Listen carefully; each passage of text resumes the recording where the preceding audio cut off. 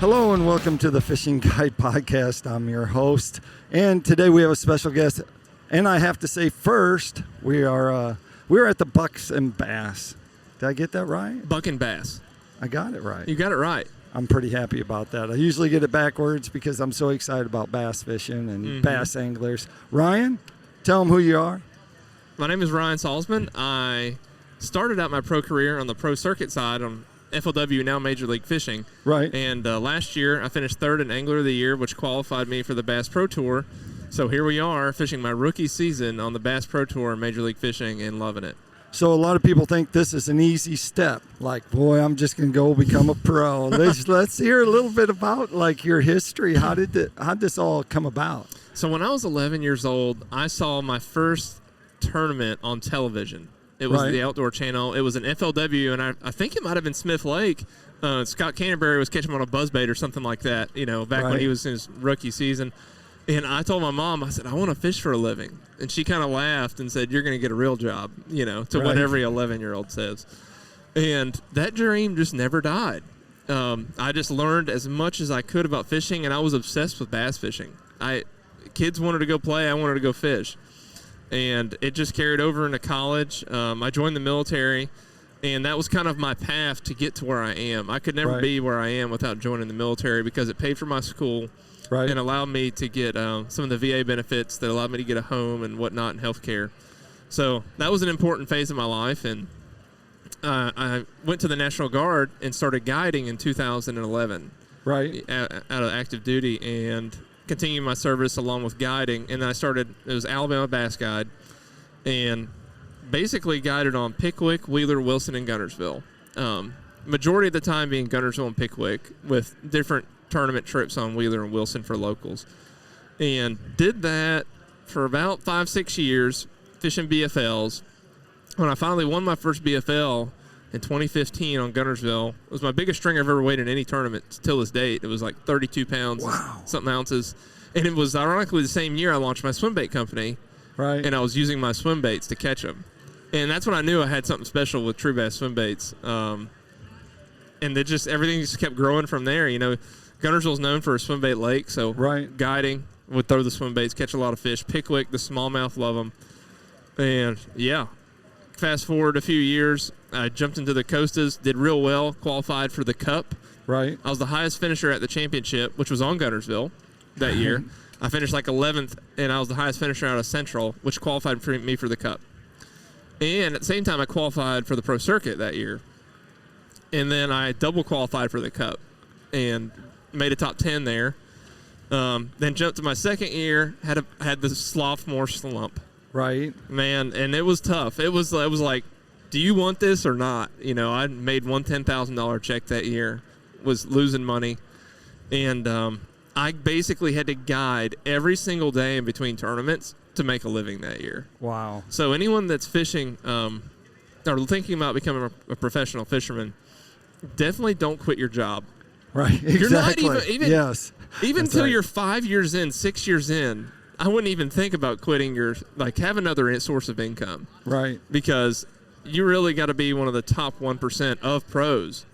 That's right. That's such a misnomer that people come in, and of course I get to go with all you great guides and professional anglers, and everyone's usually got something at home, their family business or something that they have that they work, because it's a tough road to get to that 1% that's up there. But there are people like you that are rockets that are getting to that 1%.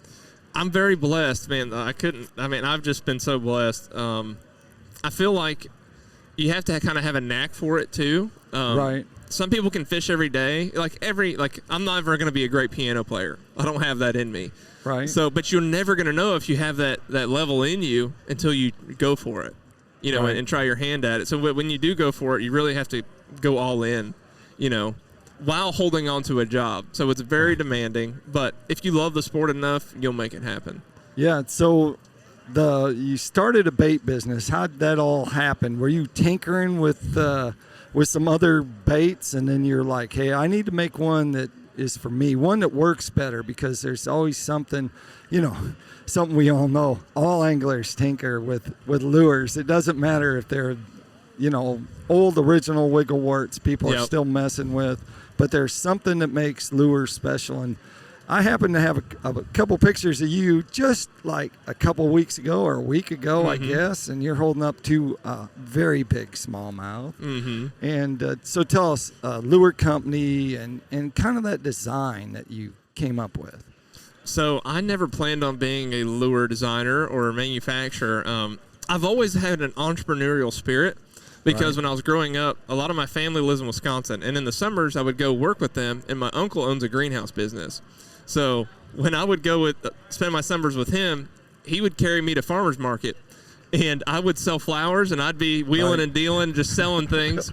And I kind of enjoyed that freedom of just business and interaction. So early on, I kind of developed that entrepreneurial spirit. And I did tinker with baits a little bit, but I'm no like bait hound, Right. So the real story of how True Bass started was Hippo Swim Baits had this big 7.5 swim bait that we were wrecking them on Pickwick with before big swim baits were a thing in the South. Right. And I got deployed the year after I found that. And fast forward a year and a half, I come back from deployment. I can't wait to go catch them on my swim bait, and the company goes out of business.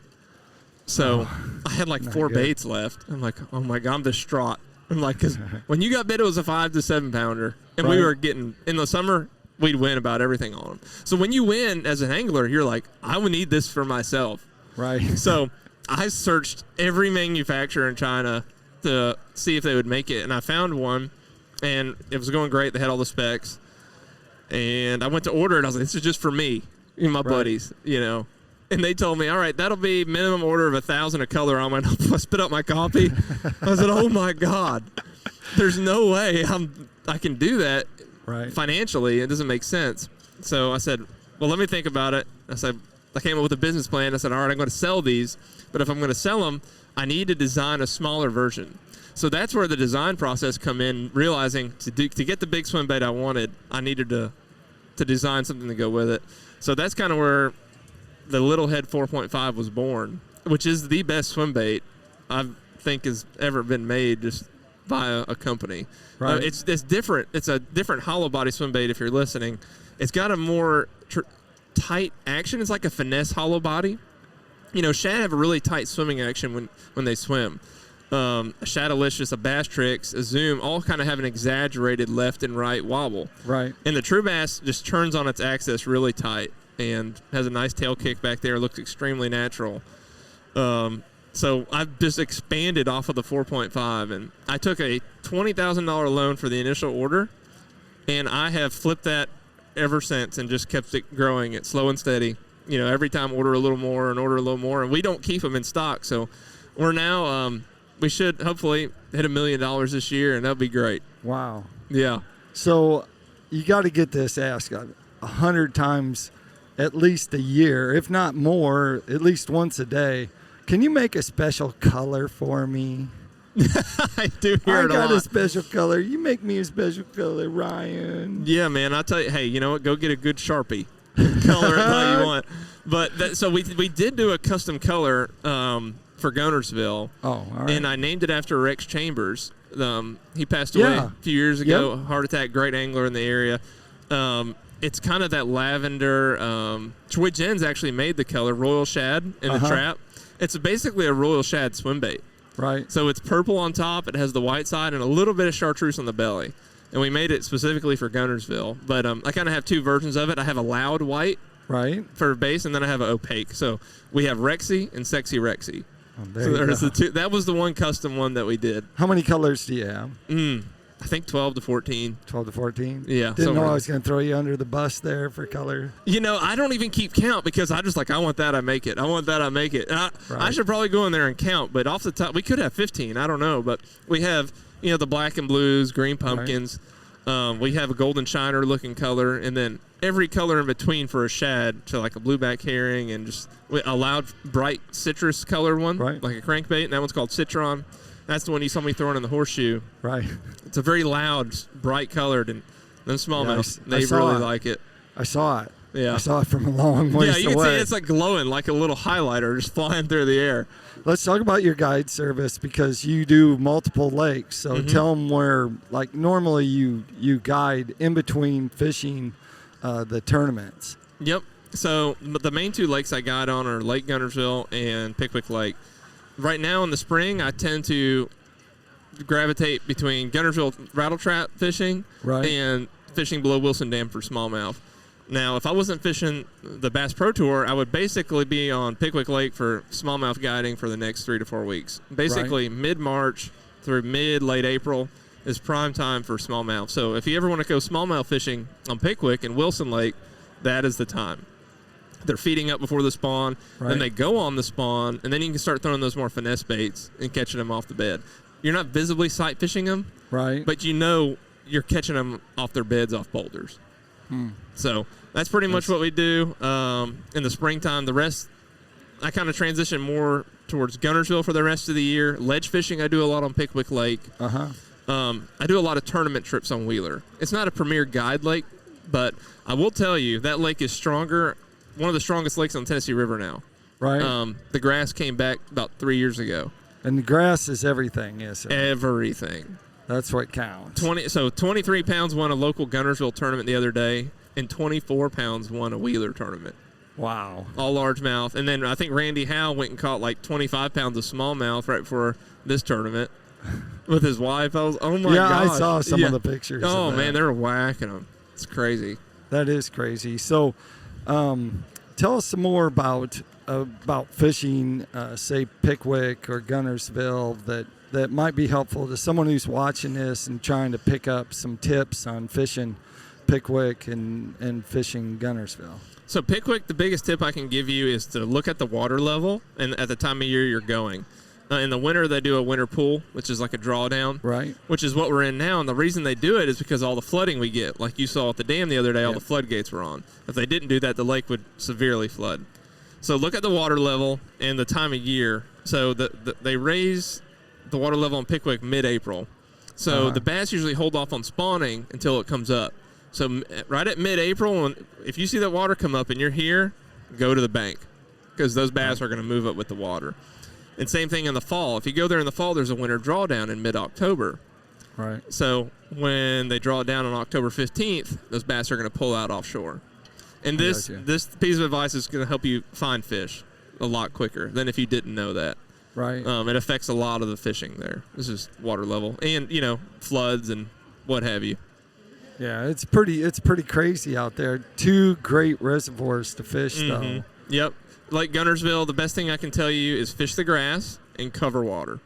Pick a confidence bait, whether it be a chatterbait, a swim bait, and just get on a grass line and go. There you go. That's right. Those are some great tips. That takes us to Tackle Time. Tackle Time is sponsored by PICO Lures. Of course, they have a full line of hard baits, soft baits, and they have a line of crappie baits that you got to check out and jig head. So check them out at picolures.com. Let's talk about where they can find your products if they want to find and purchase yours. I know that even the best have to buy your baits, but that's probably just a rumor that I heard. It's not. So when I first started the company, Skeet Reese won a tournament on Guntersville. He was using a Bass Tricks a little bit, but I have a feeling he might have been using a True Bass because I have an order for like $250 worth of them before the tournament. So I was looking, is he around here? But no, I don't think he would deny it. But his brother Jimmy, I was giving him some heck the other day. He was like, I don't have any swim baits. I said, well, go buy them. I was in the boat. It was so funny. I was like dying. Oh my gosh. But I'm like, Ryan's yelling all the way across, like every boat, like in the horseshoes, like staring at these 2 boats that are the guys yelling at him to buy a bait. He's like, you got any baits? Man, I'm telling you, they're a hot commodity on Pickwick because I'm not letting go of mine because they'll be sold out here in a month and I can't get them. So go buy them while you can, but you can find them on trueswimbaits.com or Tackle Warehouse, or if you're in Guntersville and Pickwick, all the local stores have them, like Guntersville Tackle Outdoors or Waterfront.